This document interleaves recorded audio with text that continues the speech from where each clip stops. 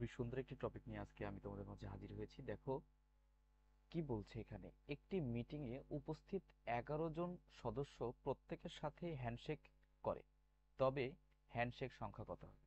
Meeting এর সদস্য আছে কতজন? 11 জন। আর হ্যান্ডশেক করার জন্য কয়জন প্রয়োজন হয়? অবশ্যই 2 জনের দরকার হয় হ্যান্ডশেক করার জন্য। তাহলে এই 11 জন থেকে আমরা 2 জনকে বাছাই করে নিচ্ছি হ্যান্ডশেক করার জন্য, আর সেটা অবশ্যই কম্বিনেশনের সাহায্যে। তোমরা জানো যে সমাবেশের সাহায্যে আমাকে বাছাই করে নিতে হবে, এখানে কম্বিনেশনের সাহায্যে আমরা বাছাই করে নিচ্ছি 11 জন থেকে 2 জন। এই 11C2 যদি বলে তাহলে এটা আসলে কি?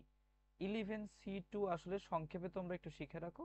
এখানে যেহেতু 2 আছে, 11C2 আছে, তাই 11কে উল্টা করে 2 বার পর্যন্ত ভাঙবো, 2 বার ভাঙবো আমরা।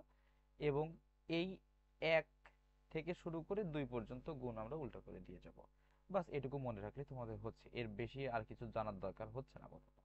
তাহলে এখানে এই 10 আর 2 যদি কাটাকাটি করি তাহলে 5 হচ্ছে, আর 5 11 হচ্ছে 55।